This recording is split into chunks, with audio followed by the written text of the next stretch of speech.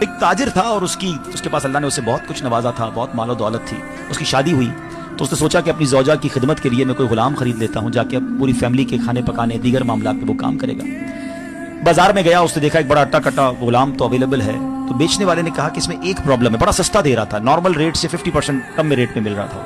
تو کہا اس میں ایک پرابلم ہے، اور وہ پرابلم یہ ہے کہ یہ سال میں ایک بار جھوٹ بولتا ہے. آج کے دور میں تو سارے لوگ جھوٹ بولتے ہیں، میں بھی جھوٹ بول رہا ہوتا ہوں، تو ٹھیک ہے میرا غلام سال میں ایک بار جھوٹ بولے گا. اس نے اس کو پرچیز کر لیا، گھر پہ لایا تو اس نے بڑی کمال کی خدمت کی، کھانا پینا بہت سارے معاملات میں بڑا شاندار اس کا کردار رہا. ایک سال کمپلیٹ ہو گیا اور وہ وقت آ گیا کہ جب اس نے جھوٹ بولنا تھا. تو اس نے جا کر اسی جو مالکن تھی اس کو جا کر کہا کہ آپ کو معلوم ہے کہ آپ کا شوہر جو ہے وہ آپ کو چھوڑنے والا ہے اور دوسری شادی کرنے والا ہے، کسی اور کے چکر میں ہے، اور آپ کا گھر تو ٹوٹنے والا ہے. وہ عورت ہوتی ہے، بغیر کنفرمیشن کے وہ مان گئی کہ اچھا ایسی بات ہے. تو کہا میرے پاس ایک طریقہ ہے، میں آپ کے شوہر کو آپ کی طرف واپس لا سکتا ہوں. کیا طریقہ ہے؟ کہا بس آپ اس کی گردن پر داڑھی کے جو بال ہے نا وہ مجھے کچھ کاٹ کے لا دیں، میں بس کچھ پڑھوں گا تو وہ پھر آپ کی طرف آ جائے گا، اور یہ اس طرح ہے، یہ لیجیے اور اس سے جا کے اس کے بال کاٹ لیجیے گا.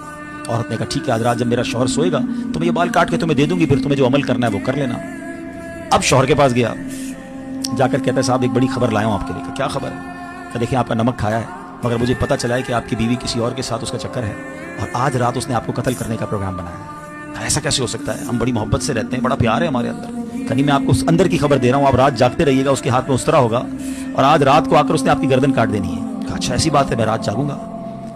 دونوں طرف جھوٹ، دونوں طرف پلاننگ، اور ایسا ہی ہوا کہ رات کو وہ بیوی بیچاری اس طرح لے کر اس لیے گئی کہ اس کی گردن سے کچھ بال اتارنے ہیں، اور جیسے ہی وہ شوہر کے قریب جا کر اس طرح اس نے قریب کیا، شوہر نے جب دیکھا کہ واقعی وہ میرے گردن کے قریب اس طرح لے کر آئی ہے، it means she wants to kill me, یہ تو مجھے قتل کرنا چاہتی ہے. اس نے اس طرح لیا اور اپنی بیوی کی گردن کاٹ دی.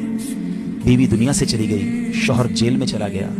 اس ایک جھوٹے غلام نے، اس ایک جھوٹے بندے نے گھر کا گھر برباد کر دیا. یہ ایک واقعہ جو بظاہر تو کتابوں میں لکھا ہے، مگر ہم سب کے لیے بہت بڑا لیسن ہے. ہم جھوٹوں کو دوست بناتے ہیں، ہم جھوٹوں کی باتیں سنتے ہیں، ہمیں چغلی میں بڑا مزہ آتا ہے. ہمیں کوئی بتائے فلاں نے یہ کیا تو ہم یقین کر لیتے ہیں.